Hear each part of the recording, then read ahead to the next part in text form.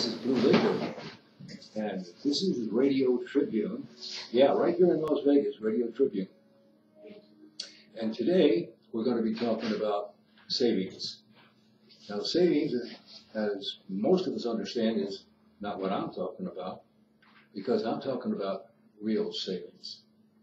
And to give you an example of what I mean that if you're going out to purchase something, and let's just say, well, say it's an automobile, and you've made your choice. You know that you want this vehicle. It just happens, in this case, we're going to call it a Toyota, call it a Toyota Camry, call it a 2015 brand new, somewhat brand new, maybe year-end disposal, and the regular retail price of that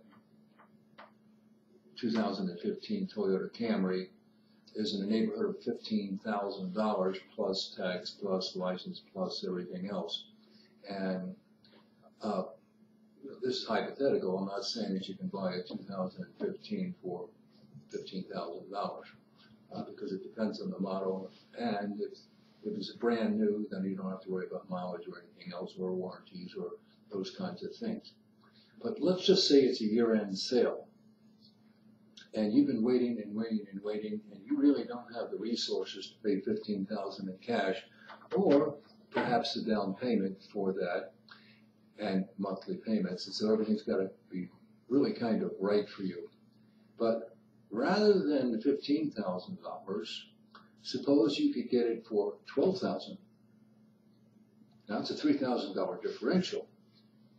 Now I'm talking about real savings. Real savings are different than hypothetical savings, because if they were selling that car at the regular retail price of $15,000, it'd be plus tax, license, and everything else, and you'd wind up paying a lot more. But even with the $12,000 car, you're still going to pay it, but you're going to pay less. Well, that in itself is a savings. Two kinds of savings have occurred there. First of all, you're spending $3,000 less because it's being sold for $12,000. At the same time, you don't have to pay as much tax because everything is based on the amount of the sale. So you're saving the sales tax money, which in a case like this would be,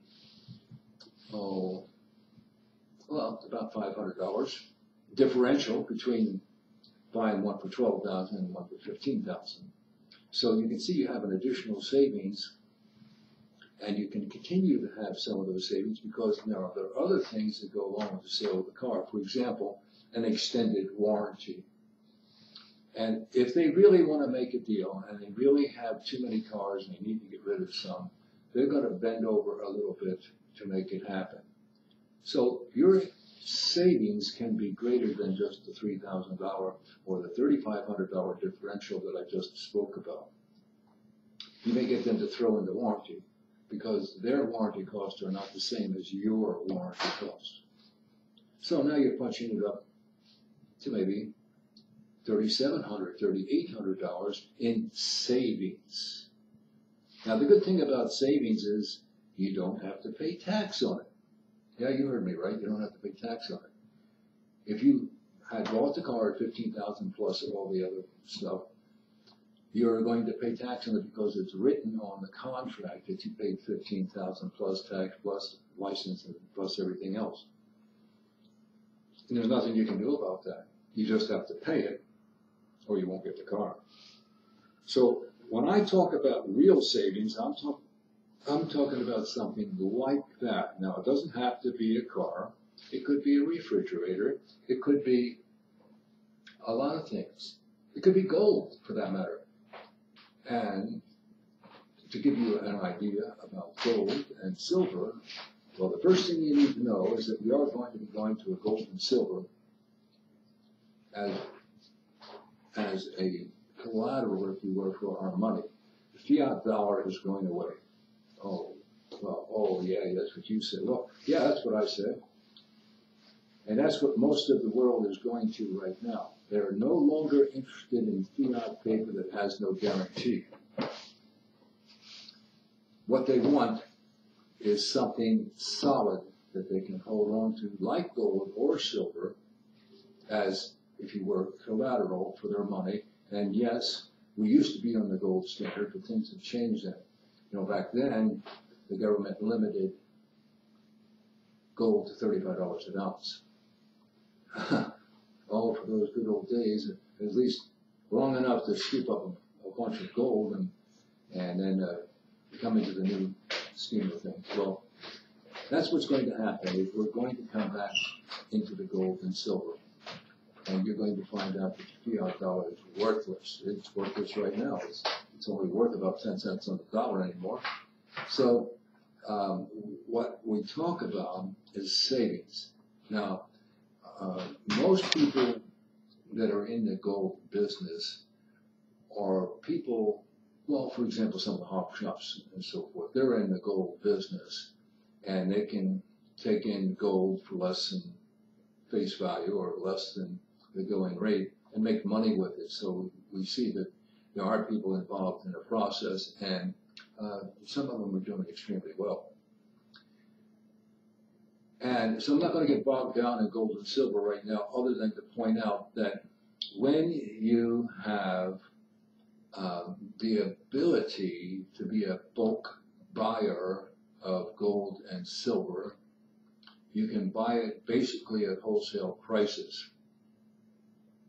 Now, I mentioned to you before about savings, and what we're talking about is, here's another example of, if you are big enough and have the resources, you can do bulk buying of gold and silver.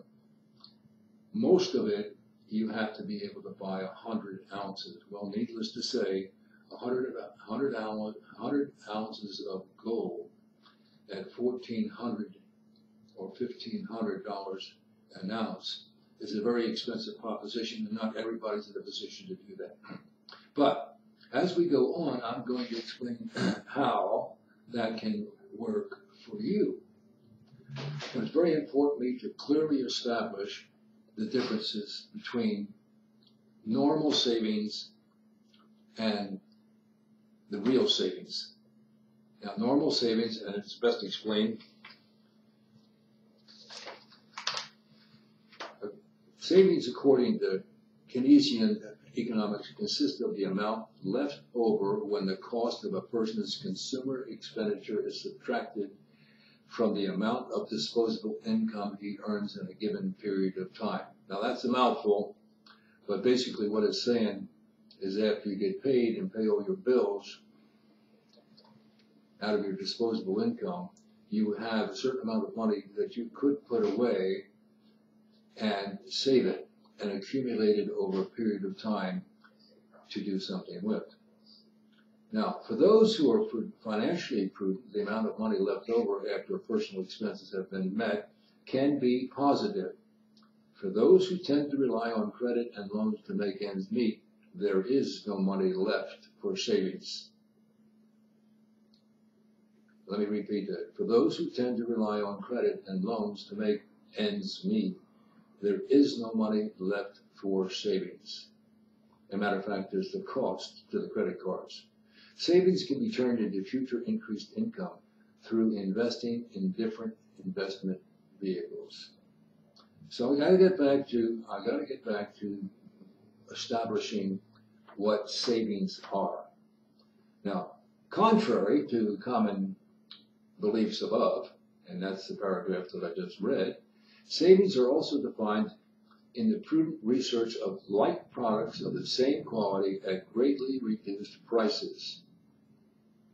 Example, gasoline as we know it, even from the same company like 7-Eleven or Chevron, can be 10 to 20 cents a gallon more at their different locations. So the analysis can be made where the average price of a full retail purchase is, say, $1.65 a gallon. If there's another location that sells the same grade at $1.45, and you buy 20 gallons, the cost is $29. The same 20 gallons at $1.65 costs $33. The savings is $4. Now, assuming you use just 20 gallons every week in a period of 4 weeks, the savings is $16. But the annual savings is $208. Of course, that's for cash transactions.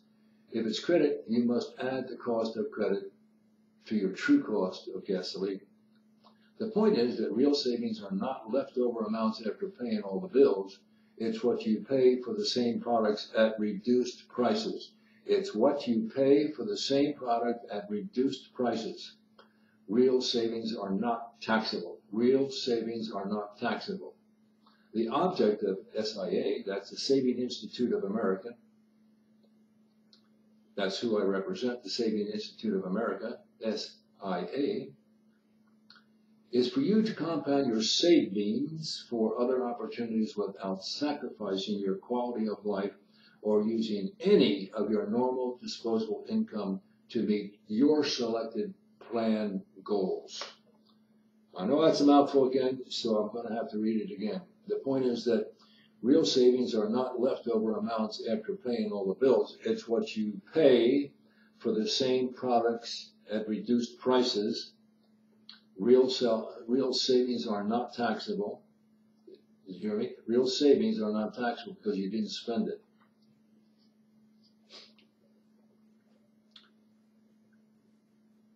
The object of SIA is for you to compound your savings for other opportunities without sacrificing your quality of life or using any of your normal disposable income to meet your selected plans and goals. The Savings Institute of America provides a mechanism of collective purchasing power to lower prices over a wide spectrum of products and services only available to its members, while at the same time producing added value to each member's portfolio. Now, some brick and mortar businesses offer savings, but do not operate on the same platform as the Saving Institute of America that creates administrative windfalls for its members. Savings alone can be turned into future increased income by investing in different investment vehicles without using disposable income necessary for living expenses. Now, you might say, well, what is expected from the members? Well, first, we make all sale information available to you daily. Secondly, you find specials and notify us so we can pass that information on to other members. And C, save enough money on your purchases to pay the weekly, monthly program that you selected. There are many ways an unadvertised special to find great merchandise that we may not be aware of that other members may enjoy. So you need to pass on the information. Now, some of those things are closeout, bankruptcies, super discounted clothing, jewelry, cars, furniture, etc. We are primarily interested in new items, not returns, unless they are refurbished and guaranteed. Note, only members who are current can participate in the daily specials updates. The daily special updates or selected special administrative bonuses that comply with the development of the Saving Institute regulated asset enhancement programs that may include gold, silver, palladium, platinum, real estate, and other substantial investments to create windfalls for the entire organization. This is made possible by watchful eyes of the members who can bring the potential resources to the attention of the board of directors, the administrators, and members and memorandums for consent before any action is approved or finalized. All members are entitled to withdraw from the program with 30 days notice for a complete refund of all monies paid for any reason. However, benefits from incomplete transactions will inure to the benefit of the current members and is done through the issue of scrip that increases the percentage of their company value in the Saving Institute of America.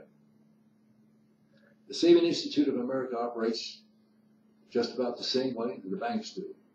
Credit card companies, financial organizations, auctions, and the list goes on. That is to say, you can withdraw your money at any time because our goal is to have gold, silver as the collateral for your savings. The difference is we provide the opportunity to use real savings for your financial advancement that won't affect your budget. At the same time, provide unique savings of quality products at greatly reduced price to help you in the only true savings program for potential wealth. That's a mouthful, and that information is going to be available to those people who would like to find out more about the program. In essence, what we're saying is that we don't want you to use your disposable income for anything other than what you need, whatever you positively need for your household, whether it's education, food, it doesn't matter, insurance for the car, all those things are essential and you must have them. What we're saying is we need you to go and find the savings.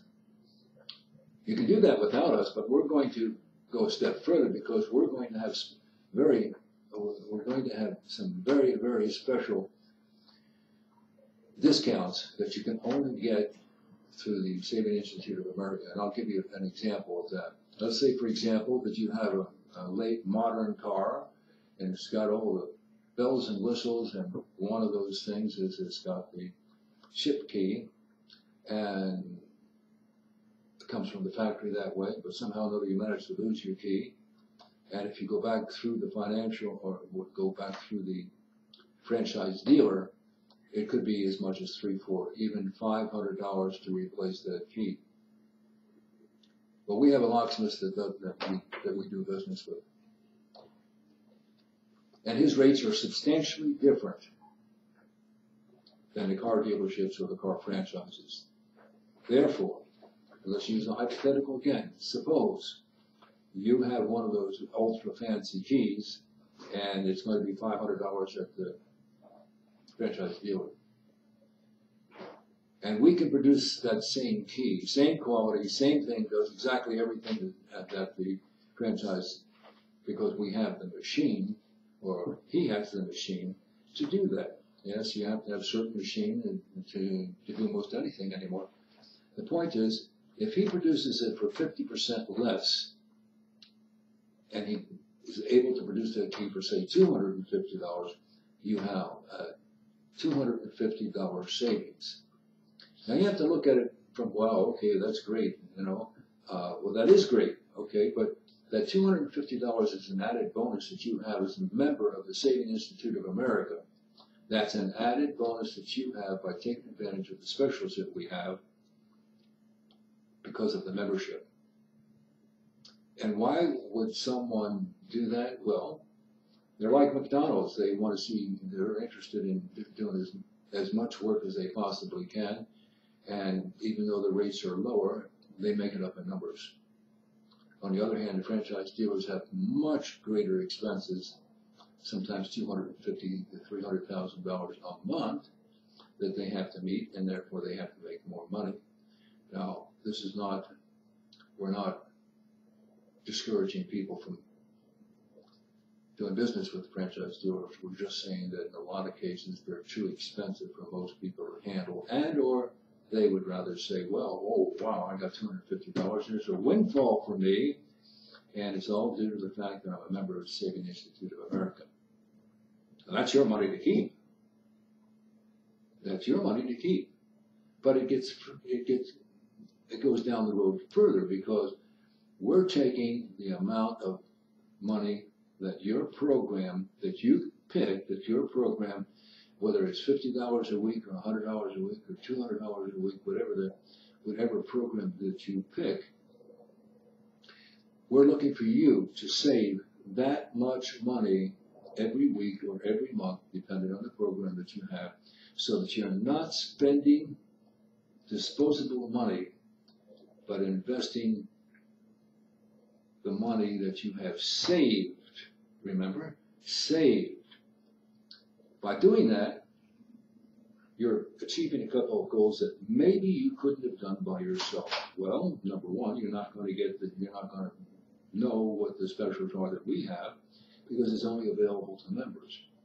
And those members have to be current. They can't participate in the windfalls that the board of directors or the administrators create. And that's their job. That's their job. And they can't just arbitrarily go out and buy a bank or something. No, they have to say, this is what we think. We know when this event is taking place, and we're prepared to do X, and we're going to save X by being able to do that, and that is going to endure to the benefit of the membership. And again, I will refer to gold because if the retail price of gold is, say, $1,400, and we're able to buy in the bulk market at $1,200, we can take that and sell it at $1,400 because that's the real value of the gold. There's another $200 windfall, but when we do it in the name of the Saving Institute of America, we're doing it not for one person, we're doing it for everybody that's in the program and dependent upon their percentage that they have.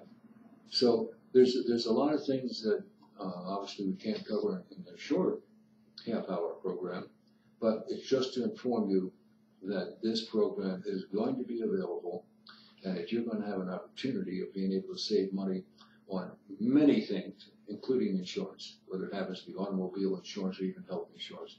There's programs that we have developed that allows you to participate as a member of the Saving Institute of America and to pick and choose your own values, but to put you on a program that lets you do it. For example, I went to, okay, I know, it doesn't sound like I'm shopping at the best places. Well, that's not exactly true. I do. But on the other hand, I'm looking for specific things, and there are certain things that I need for my health. And, everybody needs water and food. And the quality of food, generally speaking, is a carrot is a carrot. A banana is a banana. Now, you might say, well, I like this kind of banana. But generally speaking, even the organic bananas are not much different. I don't even know that there's much difference or any difference between them. Do I buy organic? Well, maybe, but not likely. And I have done that and I have tried to compare, and frankly, I don't see the difference. So the point is that the organic bananas are a little bit more expensive than the regular bananas, and I don't see the difference. But when I can buy bananas at 49 cents a pound as opposed to 59 cents a pound, I'm saving 10 cents a pound. Now that may not seem like very much money, but it is over a period of time, as I had mentioned to you before with gasoline. That with gasoline, you can buy at a lot of different prices, and sometimes you have to buy where it's convenient at the time because maybe you've neglected to fill up at the proper stations. Those savings add up and can become substantial. And like I said, I made about $12 worth of purchases at the 99-cent store. And they're already at reduced prices. But I spent about $12 and I saved $8. $8 on $12 worth of purchase was. So if I had bought them at the other stores, and what I do is I compare the retail prices of something that at Smith's or Costco or someplace, and so that I get a real feel for what the real retail price is for a particular object. And that way I can break it down. And what I'm looking for is I'm saying, okay, how much can I save this week by shopping and getting the best price. And what I want to do is I want to be able to save anywhere from $50 to $100 a week. That's my goal. So at $100 a week, it's $430 a month, and equal to about $4,800 at the end of the year. So the point is that if you take these savings and you now have the opportunity of being able to go even further with them because of the benefits of the Saving Institute of America, then it makes a lot of sense to get involved with the program. And especially if your money is guaranteed or backed by gold or silver. Oh, you say, well, gold and silver goes up and down. Yeah, well, so does the yo-yo. But it always comes back to the same position. Additionally, even though gasoline fluctuates from top to bottom, it's not a significant swing. And it's not something that goes from the top to the bottom in a couple of days. And our analysts are very, very much aware, and they know when to buy and to sell and to hold. That old saying, know when to hold them, know when to fold them. That's exactly what we do. We have to know when to hold them, and we need to know when to fold them. And when we say fold them, we're not getting out of the game at all. We're just minimizing any potential losses that might have occurred that got overlooked. But our track record needs to be almost perfect. And that's what we strive for. We don't do things in the spur of the moment without previously having discussed the matter and coming to a conclusion, because we have to guarantee that your savings are safe. And that's exactly what we do. So when people talk to you about savings, make sure that you understand, that they understand that there's two different ways to save. One with your money and one with the money that you saved through consumption and purchasing. And we're looking for the ones that you've saved through having the ability. And actually, to put it bluntly, it's fun to say, okay, well, do I need this product? If I need this product, how much am I going to save at it? How much am I going to save? And I'll give you one example. There was Kraft salad dressing, and I don't remember exactly. Oh, yeah, I know. It was blue cheese, and it was $1. Yes, it was a closeout, but the dates were good. So it was $1, but the retail price of that same Kraft 22-ounce dressing was $3.98. On one item alone, I saved $2.98. So you can see, if you add that up, and as I mentioned to you before, if I spent $12 in the store, which wasn't a lot of money or anything, I only bought necessities, the things that I needed, and I was out of salad dressing, so that's one of the reasons I thought, well, okay, let me do this. So the bottom line was, with $12 worth of purchases, I saved $8. Now that $8, on top of other savings that I had made, I had gone to Best Buy, and I needed a television, I needed a cable for the television set, and it was a special one. It had a male fitting on it on one end, and then wires on the other. And so after talking to the guy there at Best Buy, he said, well, you got to have this one over here. And so he took us over to the counter and he showed us this two-headed male connector. Well, the two-headed male connector wasn't going to work without an adapter. So, but we bought it anyway because we thought, well, we needed it, so we'll figure out how to get it adapted. Well, lo and behold, it was $36. $36 for that one cable that was 12 feet long, which, by the way, wasn't long enough after we measured it. But then I was telling my buddy, I said, hey, this guy said that if I cut the end off and I use the two wires that come out of it, that it ain't going to work. I said, I don't believe that. So I went over to, I'll think of it in a second, Radio Shack. Went to the Radio Shack. And so sure enough, I go and I tell the guy what I'm looking for, and that I want one with the male connector in one end and the two wires sticking out the other. So he takes me over and he shows me exactly what I'm looking for in a 24-foot cable.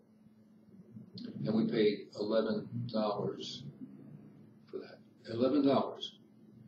So here again was a $25 savings because we took the time to research and get it done right. So now you're talking about $25 in one purchase and $8 in another. And it's $33? $33 that I saved in one day. Now, if you multiply that and you say, well, those are you're only going to get, you want to do that once a day. Well, what about gasoline? What happens with if I see gasoline advertised in one location at $2.65, and I have to go across town anyway, and I find out that over there it's 20 cents cheaper. Well, where am I going to buy? It's the same gasoline. There's only 3 major manufacturers of gasoline in the United States anyway. And so at 20 cents a gallon differential, and I've seen it even for less, and I've seen the differential being much greater. The point is that if I say, okay, this is where I need to buy my gas because it's 20, 25 cents a gallon less, that's another issue where you're saving, again, in one case, of 20 gallons.